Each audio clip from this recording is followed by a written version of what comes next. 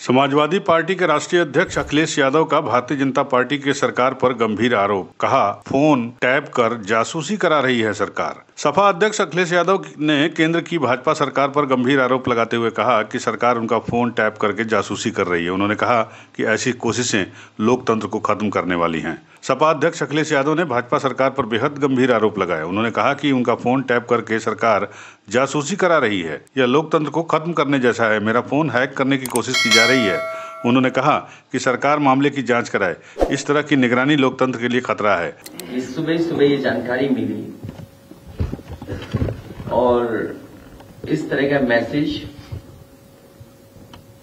Company के माध्यम से मोबाइल पर पहुंचा है और ये जो मैसेज बता रहा है कि आपका स्टेट एजेंसी या स्टेट की तरफ से हैक किया जा रहा है या जासूसी की जा रही है। तो बड़े दुख की बात है, आज हमारे डेमोक्रेसी में, लोकतंत्र में आजादी और आपकी प्राइवेसी को भी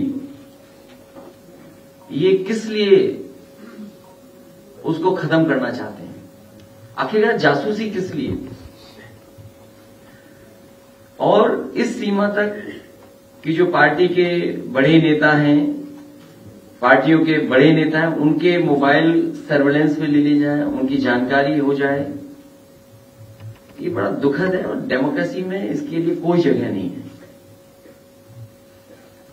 इसकी जांच हो, सरकार जांच करके बताएगा क्यों ऐसा चल रहा है। अखिलेश यादव मंगलवार को मीडिया को संबोधित कर रहे थे। उन्होंने कहा कि केंद्र की मोदी सरकार 2024 के चुनाव में होने वाली संभावित हार को लेकर घबरा गई है, इसलिए विपक्ष के नेताओं को ईडी का नोटिस भी भेजा जा रहा है। ये जासूसी किसी काम नहीं आने वाली है। आप किसी की प्राइवेसी में हस्तक्षेप कर रहे हैं और ये सरकार घबराई हुई है। 100 करोड़ से ज्यादा लोग इनके खिलाफ हैं। 100 करोड़ से ज्यादा लोग खिलाफ हैं। क्या सबकी सर्वेलेंस करोगे, सबकी जासूसी करोगे, सबको डराओगे, सबको धमकाओगे? लोकतंत्र में डराने और धमकाने से नहीं, जनता के लिए काम करने से वोट मिलता है। बीजेपी के लोगों ने कहा था कि हम नौजवानों को नौकरी देंगे, नौकरी नहीं दे पाए इसलिए जासूसी कर रहे हैं। किसानों की आय दोगुनी नहीं कर पा रहे हैं इसलिए जासूसी कर रहे हैं। महंगाई कम नहीं कर पा रहे हैं इसलिए जासूसी कर रहे हैं। कुछ उद्योगपतियों के हाथ में पूरा देश दे दिया है इसलिए जासूसी कर रहे हैं। आजम खान के जौहर ट्रस्ट की जमीन को कैबिनेट के फैसले से वापस लिए जाने पर अखिलेश ने कहा कि ये परंपरा उचित नहीं है। इसी तरह के निर्णय आगे आने वाली सरकार भी लेगी। उन्होंने कहा कि यूपी में समाजवादी सरकार बनने पर स्कूल, कॉलेज और अस्पतालों के लिए मुफ्त जमीन मुहैया कराई जाएगी। ये जो ट्रस्ट हैं या जो संस्थाएं कभी कभी दी जाती हैं लोगों को अच्छे कामों के लिए, समाज के बेहतरीन कामों के लिए, स्कूल, मेडिकल या अन्य चीज़ों के लिए, अगर ये सरकार इस तरह ज़मीन वापस लेगी तो आने वाले समय में जो सरकारें आएंगी वो भी ज़मीनें लोगों की वापस लेंगी। और अगर मोहम्मद आजम खान साहब, आदरणीय आजम खान साहब के साथ इस तरह का व्यवहार हो रहा है, वो इसीलिए हो रहा है कि वो मुस्लिम हैं। उनके मुस्लिम होने की वजह से और समाजवादी पार्टी के नेता होने की वजह से वो बीजेपी के लोग चाहते हैं कि किसी और मुद्दे पर बहस नहीं हो, किसी और विषय पर बात ना हो। इसलिए जानबूझ करके इस तरह के काम भारतीय जनता पार्टी कर रही है। और पहले दिन से आप अगर भारतीय जनता पार्टी का काम करने का तरीका निकालेंगे तो कोई हफ्ता ऐसा नहीं गया है जहां पर इस तरह की खबरों को बनाने के लिए उन्होंने फैसले न लिए हों।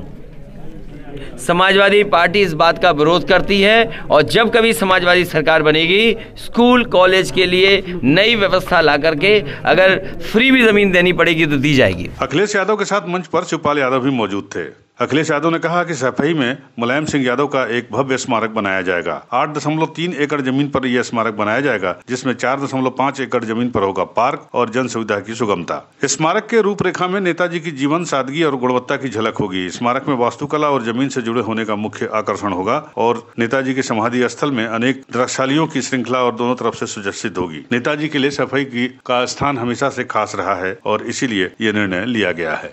यह स्मारक 8.3 एकड़ जमीन पर बनाया जाएगा।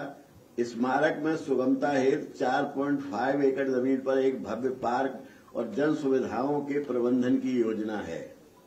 इस स्मारक की रूपरेखा में लोक कला की झलक और गुणवत्ता का ध्यान रखा है। ये मेमोरियल जिसका अभी आपने प्रेजेंटेशन देखा, और आदरणीय उदय प्रताप सिंह जी ने जो जानकारी दी है, हम सब लोगों की मिलकर के कोशिश होगी कि बहुत जल्दी नेताजी का ये मेमोरियल बन करके तैयार हो जाए। ये मेमोरियल सैफई में इसलिए बना रहे हैं, नेताजी का सपना सैफई था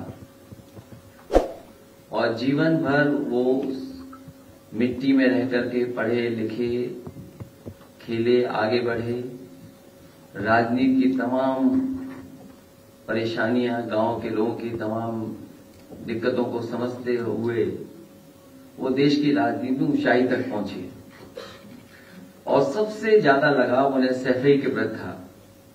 इसीलिए सैफई में ये मेमोरियल बनने जा रहा है। उनके जन्मदिन 22 नवंबर को हम सब लोग मिलकर के इसका शिलान्यास करेंगे।